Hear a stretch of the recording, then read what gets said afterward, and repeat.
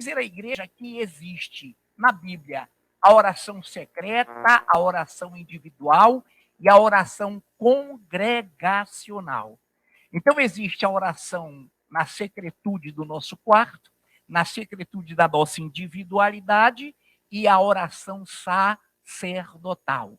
De ambas e sobre ambas falou Jesus. Mas nesse ínterim, muitos falsos ensinos, muitas coisas foram ditas sobre isso, como algumas pessoas religiosas usavam essa oração secreta, essa oração individual, para tentarem aferir, como se fosse uma regra de medir, para anular a oração sacerdotal. Muito pelo contrário, ambas são válidas, ambas foram ensinadas pelo Senhor. Amém, queridos? Mas antes de entrarmos efetivamente dentro dessa visão da dicotomia, da divisão dos erros que ensinavam sobre esses dois tipos ensinados por Cristo de oração, a individual e a congregacional ou coletiva, nós vamos entrar em alguns pontos que são prévia, que a igreja fique bem atenta, bem solícita, para que entenda. Eu começo rapidinho na prévia, para depois entrar efetivamente no tema, dizendo assim, só ouça, para remirmos o tempo. Em 1 de Timóteo 6:20, Paulo escreveu: E tu, ó Timóteo, guarda o que te foi confiado. E, olha que coisa linda, e evita falatórios inúteis e profanos e as contradições do saber, como falsamente lhe chamam. Então, existe no meio histórico as falsas contradições do saber. Como se na sabedoria de Deus e na palavra houvesse ou existissem contradições. Jamais existiram, amém? Agora, aqueles que distorcem, que buscam como distorce a oração individual da coletiva, dissolver e tirar a fé daqueles que creem na sã e única doutrina. Então, tu, Timóteo, guarda o que te foi confiado, que é a palavra, a doutrina, evitando falatórios inúteis e profanos e as contradições do saber, como falsamente lhe chamam. Muito bem. Primeiro ponto de contradição para que entendamos essa comparação. Qual é a visão, pastor? Eu quero focar bem em contradições anteriores a essa da oração individual, secreta e congregacional. Colocando assim, por exemplo, só ouça, em João 11, de 12 a 14, Lázaro adoeceu. Jesus estava a caminho, porém retardou propositadamente. Então, essa narrativa de Lázaro, 11, 12 a 14, só para que você entenda, não está no foco do tema principal, mas para que você entenda, Lázaro dorme. E ele referia-se à morte. Porém, os discípulos entenderam, obviamente, que ele falava, quando ele falou, ele apenas dorme, os discípulos disseram assim, bom, se ele dorme, se ele está dormindo, deixe ele à vontade.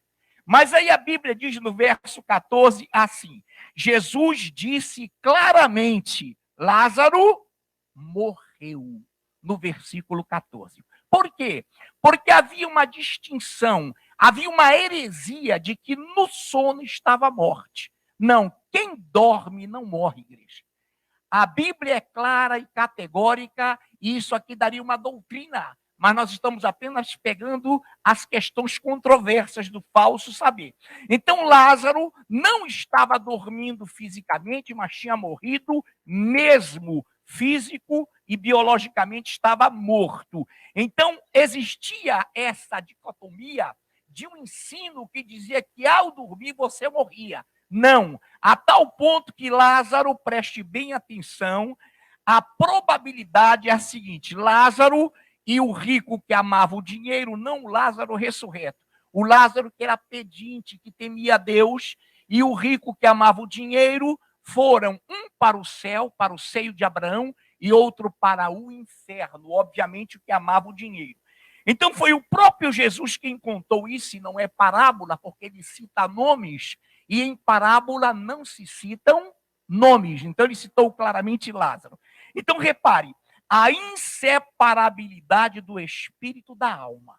São inseparáveis. Então a Bíblia diz que quando o homem morre, o corpo volta ao pó que o deu, e o espírito a Deus que o deu. Então veja, o corpo para nada presta, disse o Senhor, para nada serve, hormônios, glândulas, a estrutura óssea, toda a estrutura muscular se dissolve. Porém, a Bíblia diz categoricamente que a alma, que são os sentidos, e são 5, visão, audição, tato, paladar e audição, talvez eu não tenha citado, as emoções e os sentimentos, eles estão juntos com o intelecto, com o espírito que volta a Deus, a tal ponto que o rico dizia o quê?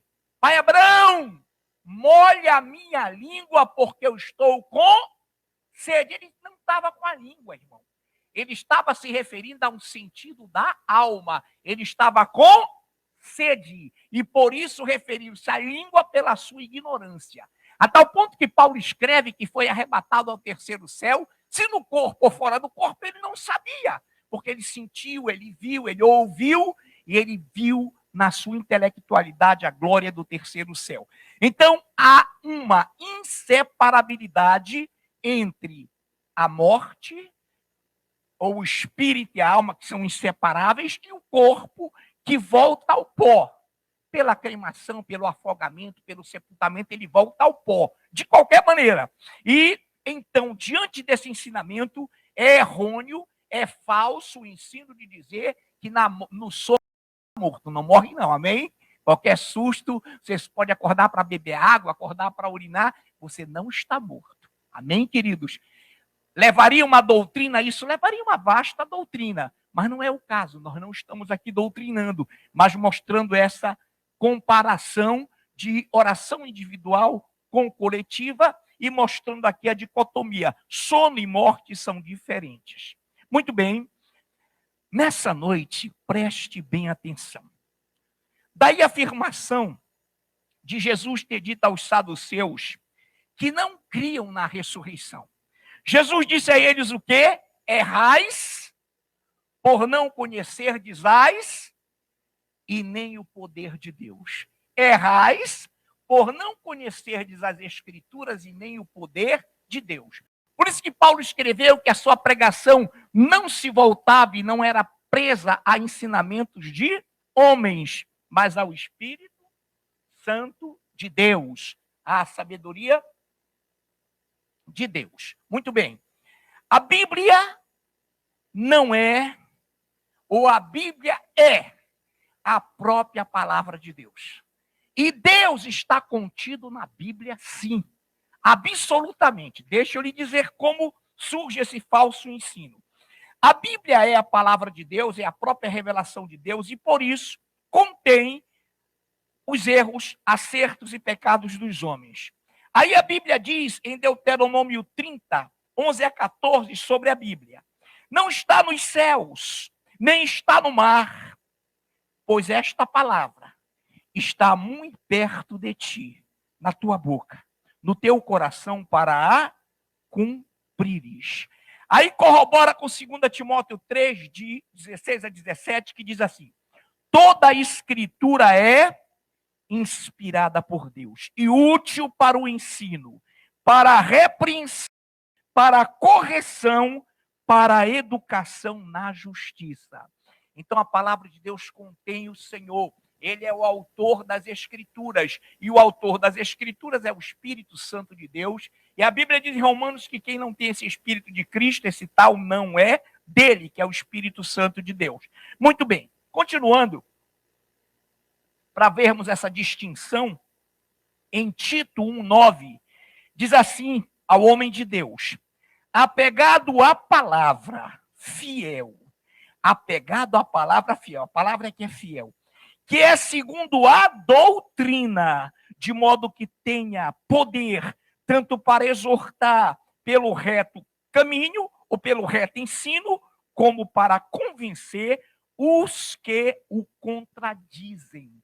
Quem vai te contradizer, homem de Deus, se tu estás fundamentado na palavra? Ninguém, porque ela é a própria palavra de Deus. Quando Jesus falou, e aí vem o ensino falso, que falsos trazem como visões.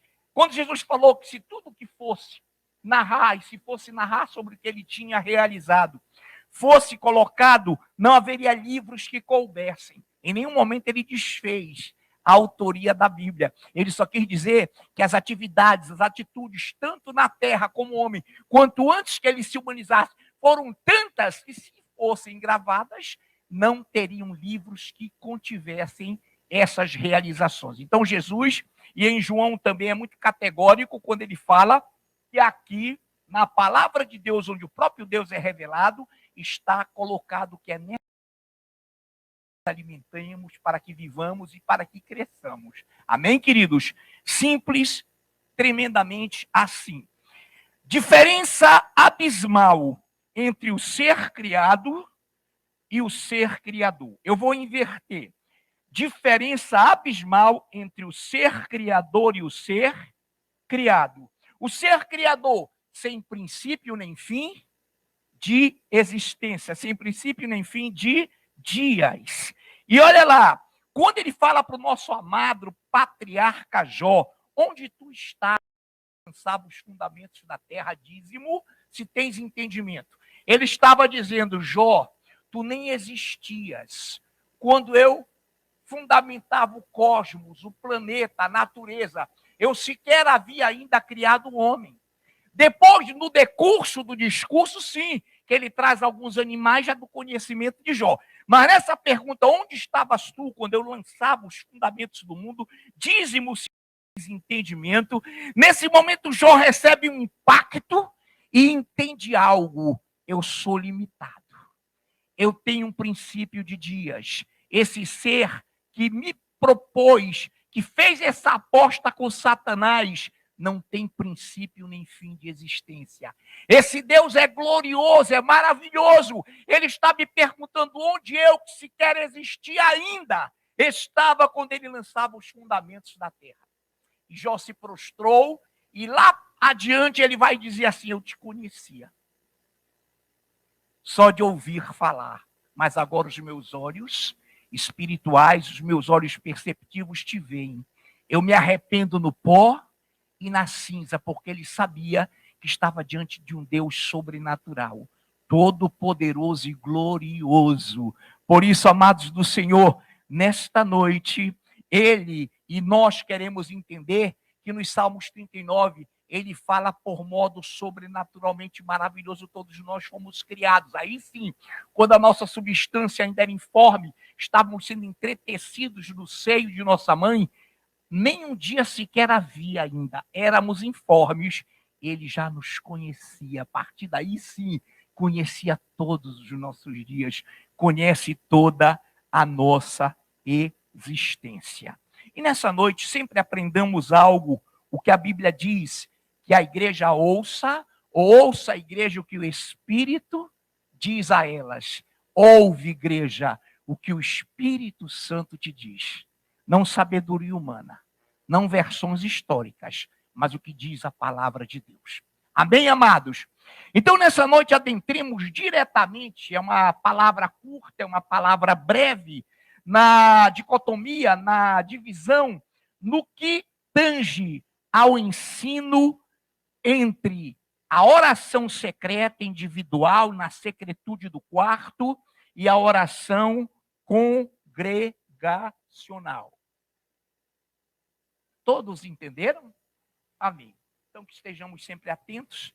E a palavra de Deus diz que a nossa luta não é contra ninguém, contra carne nem sangue, mas contra principados e potestades. Por isso que não há animosidade, por isso que não há nenhum tipo de retaliação, muito pelo contrário, há amor e compreensão. Amém, queridos? Somos guardiões da palavra de Deus e somos gratos a ela e repreendamos, quer seja oportuno, quer não. Amém? Para que mantenhamos-nos na prática dessa palavra. Vamos lá, Mateus 6, de 5 a 8.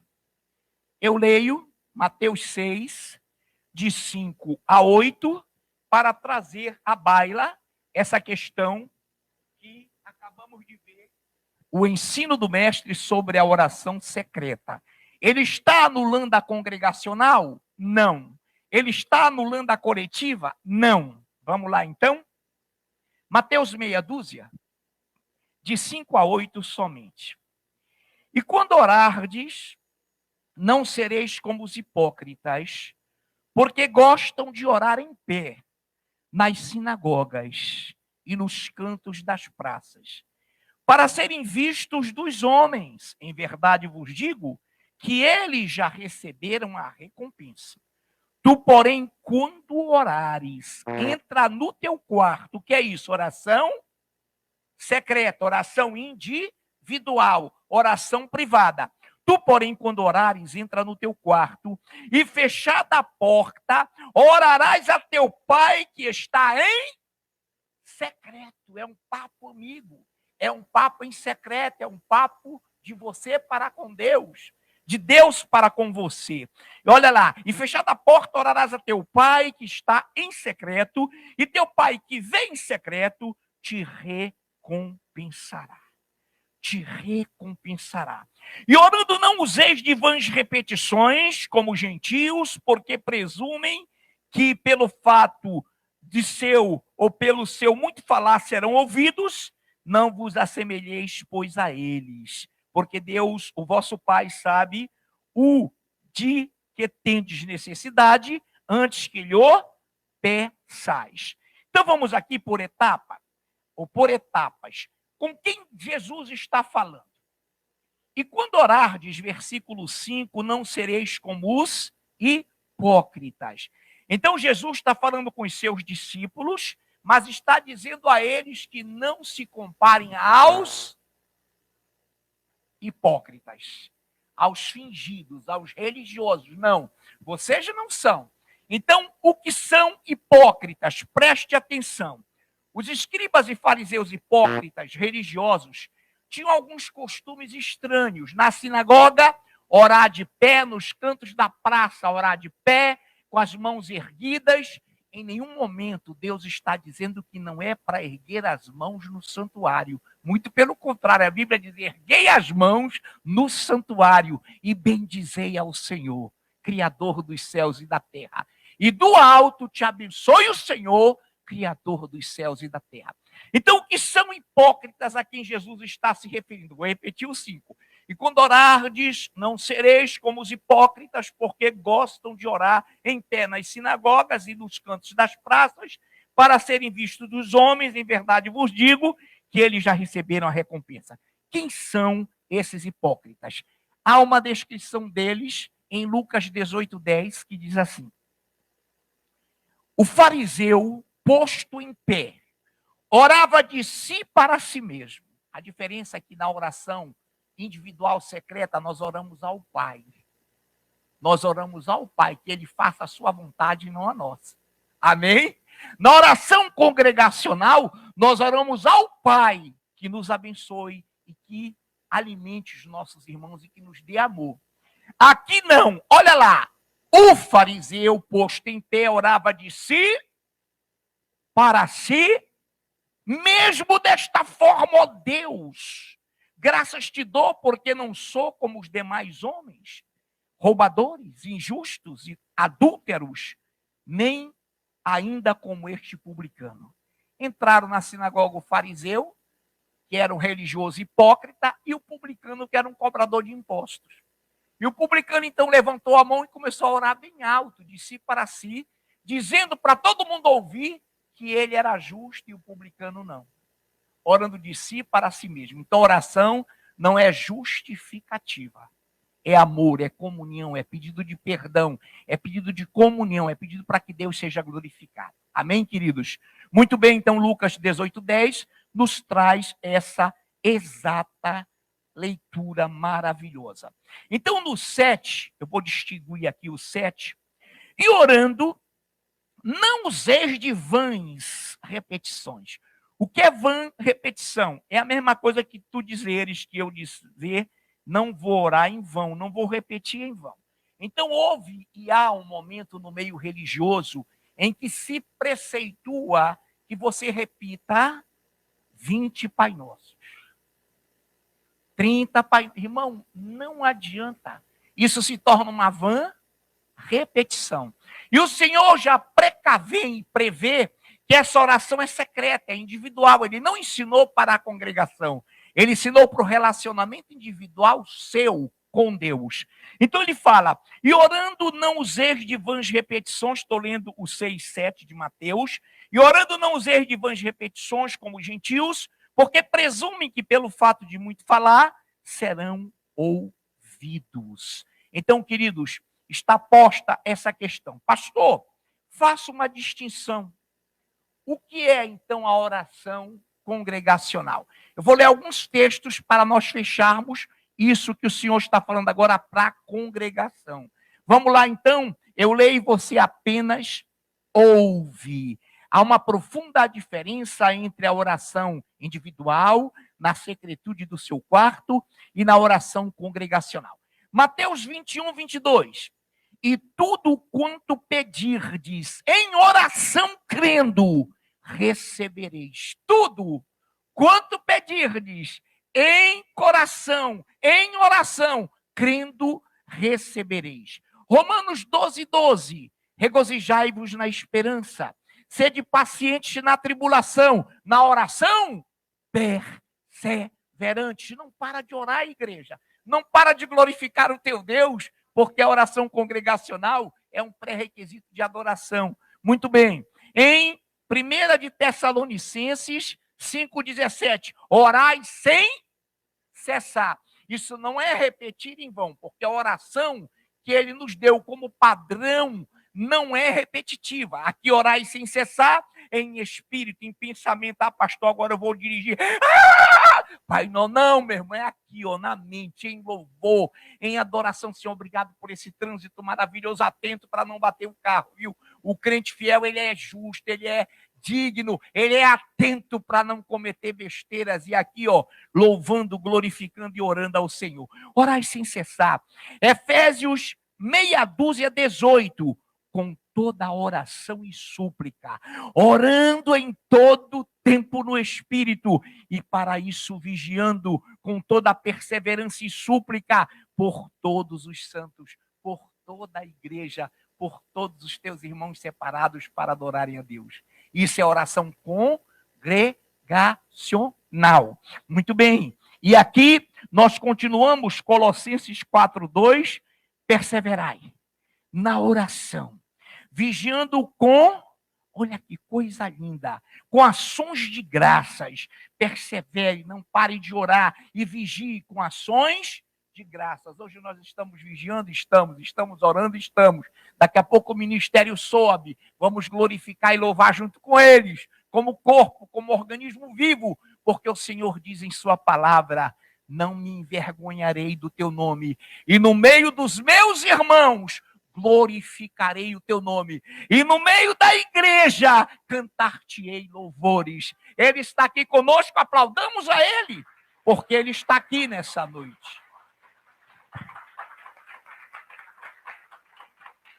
Bendito seja o nosso Deus. Em Atos 1:14, todos estavam, ou todos estes perseveravam unânimes em oração com as mulheres, com Maria, mãe de Jesus, e com os irmãos dele. Todo mundo orando quando Jesus prometeu que eles não saíssem até que ele derramasse a promessa do Pai.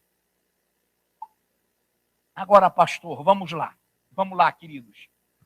Demos exemplos bem efetivos, bem rápidos sobre a oração congregacional. Sobre levantar as mãos, sobre erguer as mãos, porque não somos hipócritas nem fariseus. Amém, queridos? Então, em qualquer lugar que você queira, levante. Se não quiser, não levante. Não tem problema. Deus não vai te julgar por levantar ou deixar de levantar as mãos. Muito pelo contrário. Então, vamos lá agora. Mateus 6:12. Agora vamos para o modelo de oração individual. Na secretude, fechada a tua porta, em conluio com Deus, em amor com Deus. Pediria a minha amada pastora Nailf, está com a Bíblia, meu amor, que ela nos lesse Mateus, meia dúzia, de 9 ao 13. Preste atenção nesse modelo, a pastora vai ler bem lentamente, pausadamente, para que você entenda o que o Senhor está dizendo. Pode, minha pastora? Eu vou lhe repetir, minha pastora. 9 ao 13, querida. Mateus meia dúzia, do 9 ao 13. Portanto, vós orareis assim: Pai nosso, que estais nos céus, santificado seja o teu nome. Venha o teu reino, faça-se a tua vontade, assim na terra como no céu. O pão nosso de cada dia dá-nos hoje, e perdoa-nos as nossas dívidas, assim como nós temos perdoado aos nossos devedores. E não nos deixes cair em tentação, mas livra-nos do mal, pois teu é o reino, o poder e a glória para sempre. Amém. Aí ele vai explicitar o fato de não perdoar e nós sabemos.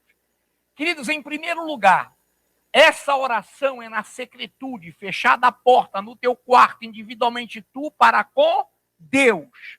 Não é uma oração pública, mas é uma oração reservada. Olha o que diz e leu a pastora: portanto vós orareis assim: Pai nosso que estás nos céus. Em primeiro lugar, esse modelo, esse padrão, não é para repetir, não os erros de vãs, mas é para praticar. Quando nós oramos na secretude, na individualidade, na privacidade do nosso quarto, nós estamos dizendo: Pai nosso que está nos céus. Eu tenho que orar sabendo de que todos nós temos um Pai único e que todos nós que o amamos e que o adoramos somos irmãos.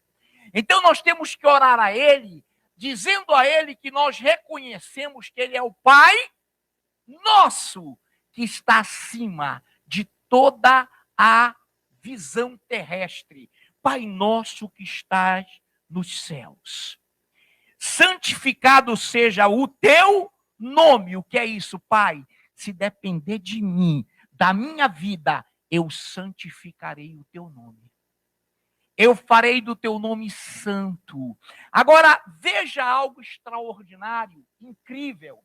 E depois eu entro e me atenho a esse fator. Vamos então seguir. Vou já entrar nele. Santificado seja o teu nome.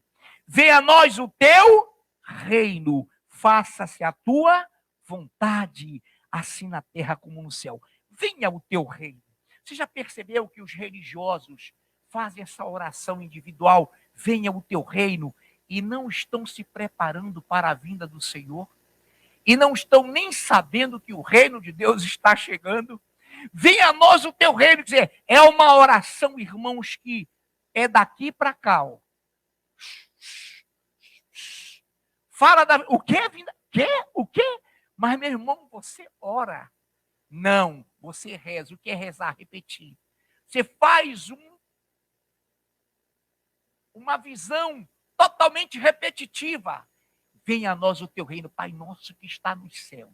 Santificado seja o teu nome. Tu és o meu Pai, meus irmãos também. Santifica o teu nome e sei que o teu reino está próximo. Maranata, venha o teu reino. Oh, glória! Venha o teu reino, faça-se a tua vontade, assim na terra como no céu. Então, se estiver dando toró, glória a Deus por essa chuva. Se tiver calor, eu te bendigo por esse calor. Não interessa se o meu ventilador está fraco ou não tenho meu ar. Enfim, eu te glorifico. Lá vem a chuva miserável. Irmão, ô vizinho de graça, meu irmão, é para dar graças. Olha que coisa interessante. Aí o Senhor diz: olha, faça isso em particular, que você se renova, que eu vou te aceitar congregacionalmente. Então, olha lá que coisa impressionante. Seja feita a tua vontade, assim na terra como no céu. O pão nosso de cada dia dá-nos hoje. Pão aqui é alimento.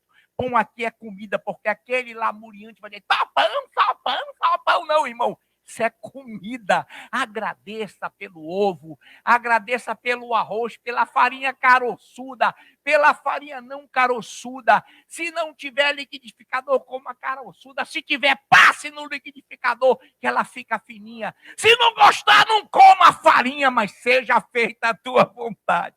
Amém, igreja? Ô, glória! Ô, glória! Perdoa-nos as nossas dívidas, mas tu perdoas a quem tem te devido? Aqui essa dívida traz também o caráter de ofensa. Aquele que te ofendeu tem uma dívida contigo, mas para salvá-lo do inferno, tu vai perdoar a ofensa dele, para que essa dívida que ele tem contigo não o leve para o inferno. Ah, pastor, mas ele não perdoa, não interessa, o importante é que você perdoa. Oh, glórias a Deus! Perdoa as nossas dívidas, assim como nós temos perdoado aos nossos devedores, aos nossos ofensores. E não nos deixeis cair em tentação. Irmão, que coisa linda. Jesus não mandou dizer assim, ó, e não nos deixeis ser tentados. Todos nós somos tentados. Quantos já foram aqui tentados? Todos nós. Mas ele diz assim, que nós devemos orar, não nos deixeis cair em tentação. Por quê? Porque ela vem. Mas quando tu estás orando sempre no privado, na secretude do teu quarto, quando tu vens congregar, tu vens com o coração aliviado. Eu não tenho caído em tentação. Eu não tenho prazer no pecado. Porque todo dia eu oro. Livra-nos, que nós não caiamos em tentação. Cair é uma coisa, ser tentado é outra. Amém? Pois teu é o reino, o poder e a glória para sempre. Amém. E recentemente, olha que coisa linda, deixa eu lhe dizer algo. Por exemplo, só faço ouvir em João 17,5, na oração sacerdotal, Jesus disse, agora, glorifica-me, ó Pai, contigo, esse contigo, mesmo com a glória que eu tive junto de ti, antes que houvesse mundo.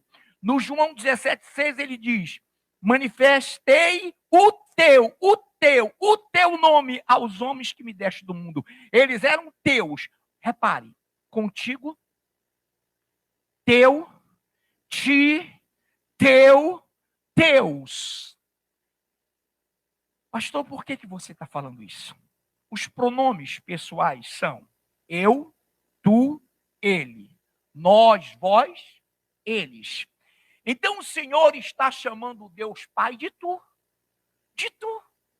Ti, contigo. Na oração que ele nos dá o padrão que a pastora leu, olha o que ele diz. Santificado seja o teu, segunda pessoa do singular. Teu, porque eles são um. Mas vem uma tradição que diz vosso nome, vosso. É pecado? Não é. É erro também? Não é. Pode botar na segunda pessoa do plural? Pode. Mas não é isso que está nas escrituras ou estão nas escrituras originais. Por que eu estou falando isso? Porque essa oração íntima, o Pai é contigo, o Pai é teu, tanto quanto Jesus falou que ele era. Aí alguém disse assim, bom, agora nós vamos orar ou nós vamos fazer aquilo que Jesus nos ensinou. Mas é diferente de teu, contigo, como se Jesus fosse íntimo. Vem o vosso, seja feita a vossa. Tá certo, irmão, não há erro nisso. Mas a intimidade de Cristo fala teu, Pai, meu, teu, contigo, todas as vezes. E na oração também. Venha a nós o teu reino. Seja feita a tua, tudo, segunda pessoa do singular. Ele singulariza Deus. Então, deixa eu lhe dizer algo. Para os religiosos, para o clero romano, as pessoas do plural, vosso, segunda pessoa vossa, eram de reverência.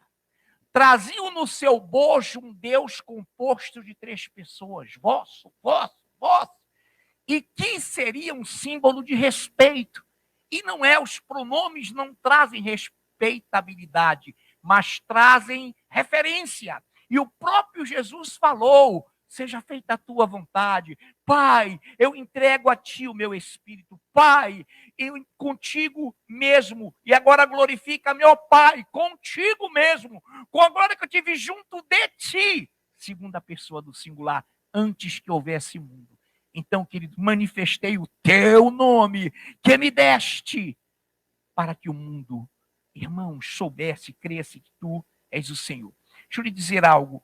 O Pai Nosso é lindo.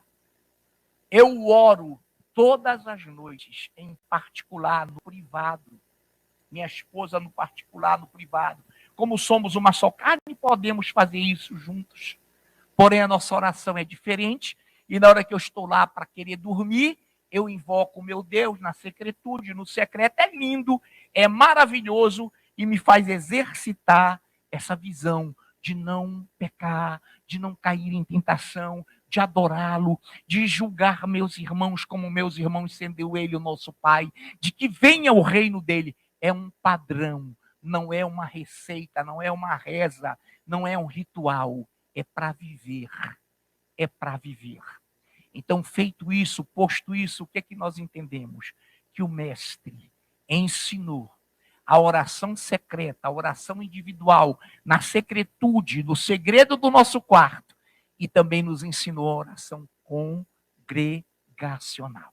A individual, a secreta, é para exercitar a nós mesmos e a nossa individualidade. Mas quando estamos nessa individualidade, Pai nosso, reunimos a igreja, nosso, faça-se a tua vontade, assim na terra como no céu. Nesta noite, você que tem visão e olhos de águia, já percebeu que nós iríamos, e esse texto nos foi dado ainda semana passada, mas em função de alguns fatores nós tivemos que antecipar algumas informações também controversas, mas a igreja é sábia, a igreja é maravilhosa e sem animosidade nós amamos, nós estamos aqui sempre amando os nossos irmãos e sempre fiéis somos com vocês também à palavra.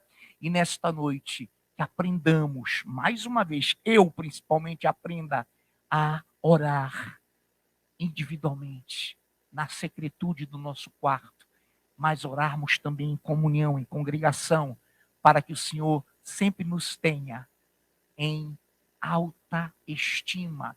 Ele nos chama de os notáveis da terra, em quem a minha alma tem o maior prazer. Então esse Deus é maravilhoso, igreja. Nele não há contradições, nele não há nenhum tipo de contradição.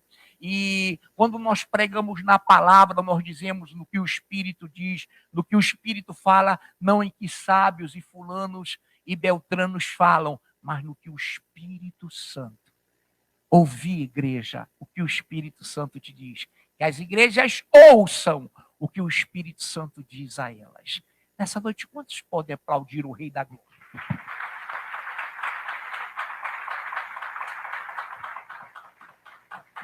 Senhor Deus, enquanto o ministério de louvor sobe, esse aguerrido ministério de cantores, de vocalistas, de instrumentistas, aguerridos, Pai, que nós agora entremos em ações de graças também, já entramos em Tua palavra, e agora continuamos em nome de Jesus.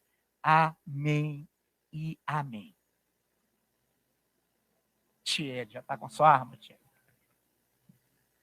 Amém, amada igreja do Senhor. Vamos ficar de pé para louvar o nosso Deus, que é digno.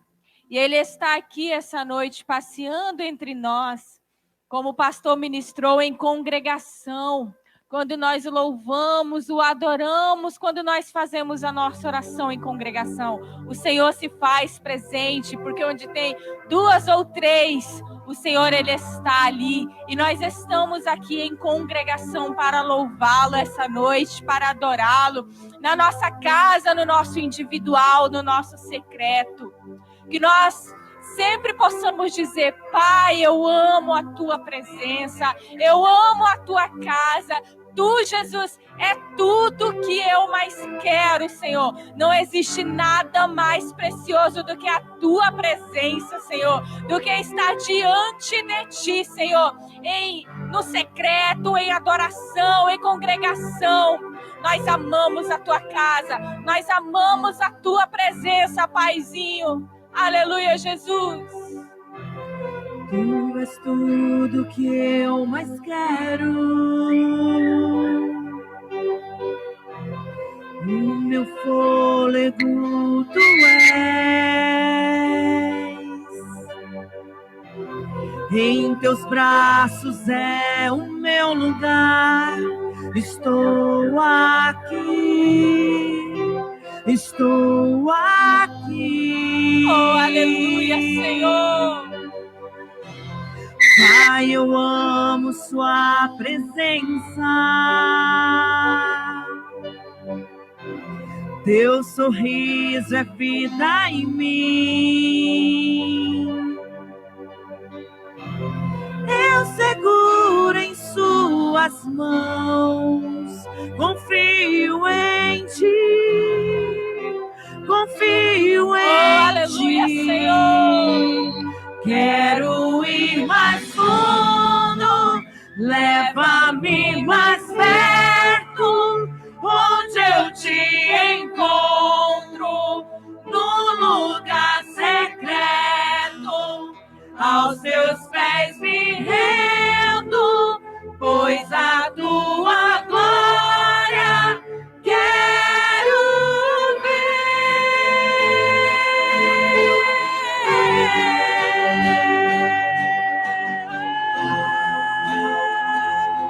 Oh, aleluia, Senhor. A tua glória, Senhor, nós queremos. A tua presença, Senhor, sem a qual nós não podemos viver, Pai. Pai, eu amo sua presença. Oh, Senhor, nós amamos estar diante Teu de ti, sorriso Senhor. é vida em mim. Oh, Senhor. Eu seguro em tuas mãos. Eu confio em ti. Confio em ti. Quero ir mais fundo, leva-me mais perto, onde eu te encontro, no lugar secreto, aos teus pés me rendo, pois a tua glória quero ver. Declare, quero ir mais fundo, leva-me mais perto, onde eu te encontro, no lugar secreto, aos teus pés me rendo, pois a tua glória eu quero ver.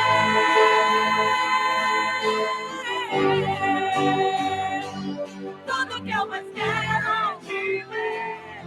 Me envolva com tua glória e poder. Tua majestade é real. Tua voz ecoa em meu ser. Tudo que eu mais quero é te ver. Me envolva com tua glória e poder. Tua majestade é real. Tua voz ecoa. A tua igreja declara, Senhor. É a tua presença, Senhor. Oh, aleluia. Tua majestade é real. A tua voz ecoa em meu ser.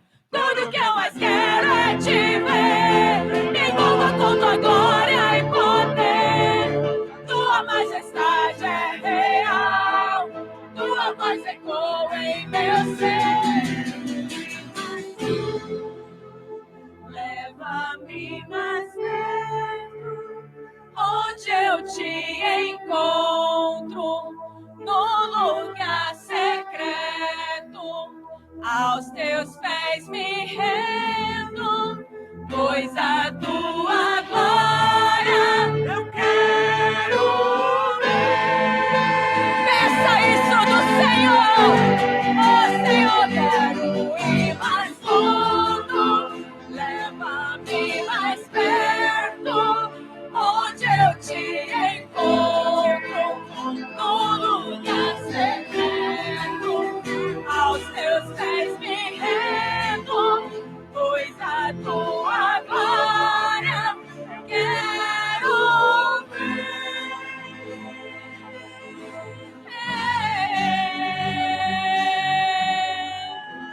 Oh, Senhor, a tua glória sobre a tua igreja, a tua presença sobre as nossas vidas.